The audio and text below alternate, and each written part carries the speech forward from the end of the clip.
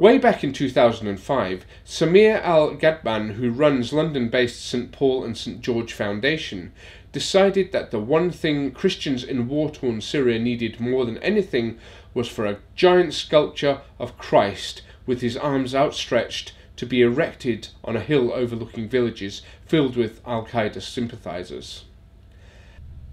Al-Gadban found various sympathetic donors, including the since-deceased Russian general Valentin Varenikov and former head of the Greek Orthodox Church of Antioch, Patriarch Ignatius IV.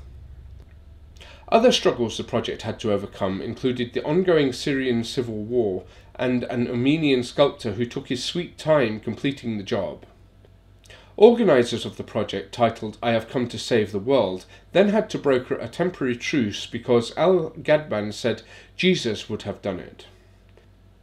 Finally, after 3 days of labour involving numerous workmen and large machinery, the 105-foot monument to the so-called Son of Man was finally erected on a mountaintop in the desert. Precisely why Jesus would have negotiated only a temporary truce, barely long enough to put up a hulking statue of himself, was not explained. The Infidel recently reported on a bombing attack on a rally held by Indian opposition leader Narendra Modi on October 20th in Patna, the city in the east of Indian state of Bihar. The bombing killed 6 and injured several others. Authorities blame members of the Indian Mujahideen, a group who hold Modi responsible for violence and riots against Muslims during his tenure as Chief Minister of Gujarat state a decade ago. During those riots, over 1,000 Muslims were killed.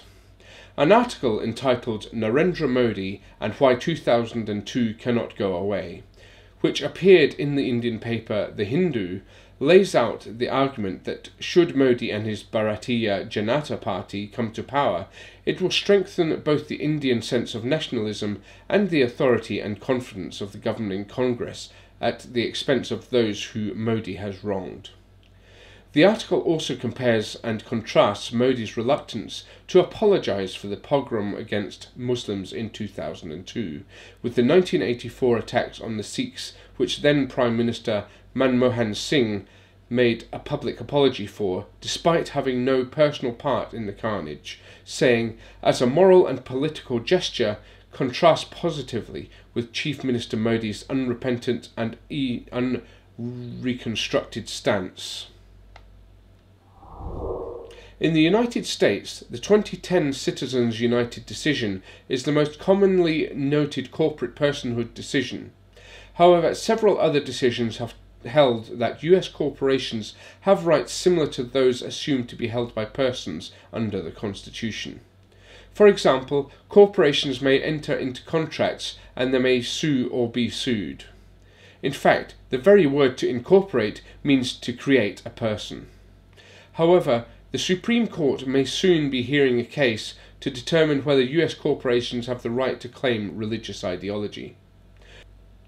The DC Circuit Court of Appeals recently held a challenge to the Affordable Care Act's contraception mandate brought by 2 corporations owned by the Gulati family, and the court held that the ACA trammels the right of free exercise by mandating that businesses issue insurance which provides contraception to employees who wish it.